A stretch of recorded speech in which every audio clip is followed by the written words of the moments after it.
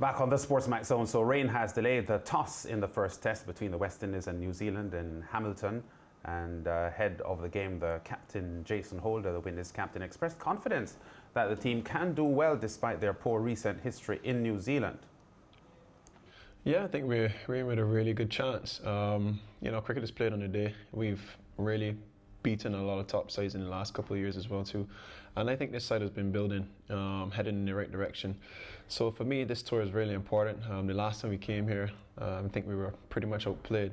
But it's pretty much the same guys that we've had, for the last couple of years. So a lot of these guys are familiar with the conditions now, and would like to make amends for the last time's performance. So more or less, I think we stand a really good chance, but we just need to be disciplined and execute our plans.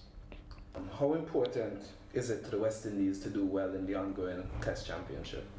No, it's really important. The Test Championship is obviously another trophy-based competition. So, look, we've only played, I think, two series in the Test Championship so far. So we're still behind the pack as it relates to games. But every game is more or less for points, and we've got to understand, how to gain points. We're playing against top-ranked sides, and we've just got to put out a really good effort in terms of trying to beat them.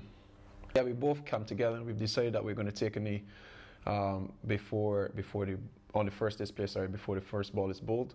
We've been supported really strongly by New Zealand cricket and by extension Kane Williamson and his group.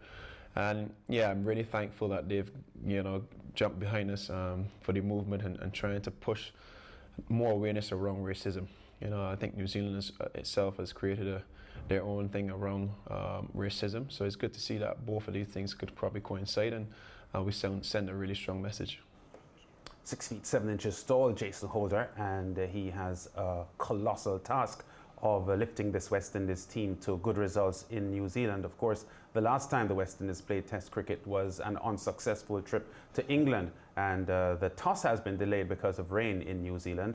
But indications are that, well, certainly from the last Test match that the West Indies played, Shea Hope won't be playing because he isn't there, so Darren Bravo is in for him most likely. I'm not too sure how many other changes. I think based on what we've been hearing, Raheem Cornwall may give way to Alzarri Joseph, but within the next hour expect to get the toss and the teams as the West Indies look to get a good start here against the New Zealanders. A lot has been said, Brent and Mariah, about how the batsmen were applying themselves in the two warm-up matches, and hopefully they can do well here, because if they bat well, they may be able to avoid defeat in the game. If they bat well, you have to bowl well to win a Test match, but if they bat well enough, the chances are that they could, avoid defeat in this opening test. Let's just say they have a better chance if they bat well. No captain is going to say that they're not confident going into any match whatsoever. So Jason Holder, has to say that.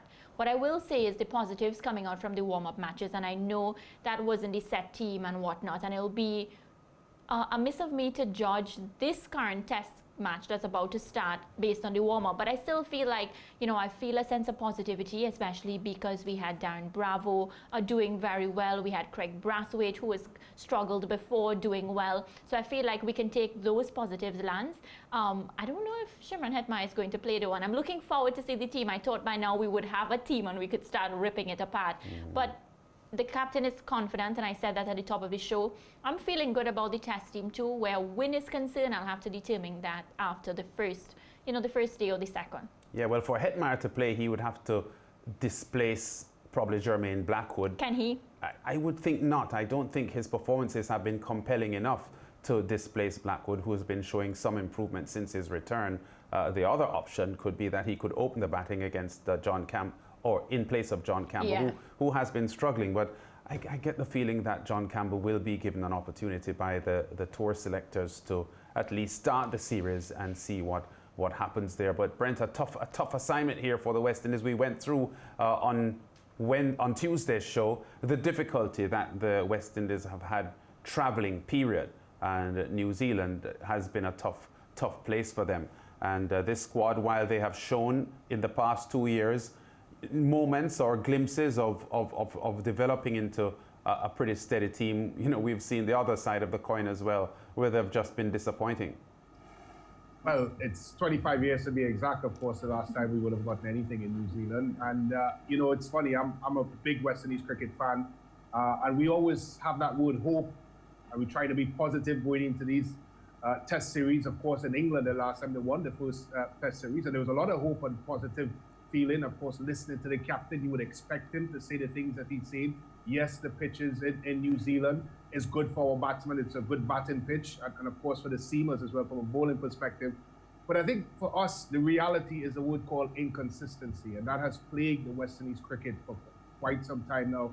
They've been inconsistent in their performances. Yes, it's been the same group. They've done well, but they just haven't been consistent enough, especially, guys, when you're taking on the top teams in international cricket. You have to be good in all departments, all the way through. Yes, we can bat well, but we have to be successful in every single department if we are to, of course, become a force like we will in cricket. Well, SportsMax did present some exciting cricket over the past week with India on tour in Australia. India defeating Australia by 13 runs earlier on Wednesday to clinch a consolation victory in their 3-match one-day international series. Here is a roundup of the contest. India electing to bat, determined to clinch victory despite already losing the series. Captain Virat Kohli, a key part of laying a solid platform. The stylish right-hander stroking 63 from 78 deliveries, his 43rd ODI half century. His dismissal by Josh Hazlewood, leaving India in trouble at 151 for 5.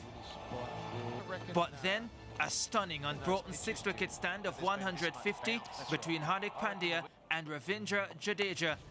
Oh, he got it through the gap. Pandya smartly building his innings, hitting 7 fours and 1 6 in his 92 from 76 balls. Go again, and he's matched 6 for it as well. Jadeja more destructive, smashing 5 fours and 3 sixes with his 6 coming off 50 deliveries. India posting 302 for 5 from their 50 overs. Chasing 303 for a series whitewash, the home side lost 2 early wickets. First, Marnus Lavashani, then the prized scalp of Steve Smith, both going for 7. What a way to be dismissed, Steve Smith. Australia 56 for 2 at that stage. Aaron Finch brought up his 29th ODI 50. He top scored with 75 from 82 balls before Jadeja struck. 123 for 4 then. India with the edge. Glenn Maxwell contributed a 22nd ODI half century, his 59 coming off just 38 balls, but impressive bowling at the death by pacer Shardul Thakur with 3 for 51 ensured that India claimed victory by 13 runs. Hardik Pandya named man of the match. Steve Smith for his centuries in matches 1 and 2, walking away with the Player of the Series award.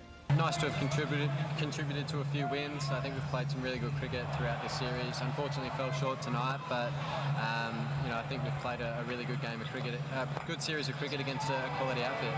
I mean, you need to be, at your toes to play against and compete against Australia in Australia, because they can always come hard at you. And, it's just that I feel that when you play against Australia, you always have that extra edge in you there. You want to push hard, you want to take the challenge, and whoever comes here and plays with the heart, I always feel that they perform. So, Australia winning the ODI series 2-1. Next up, the 3-match T20 campaign starting on Friday in Canberra.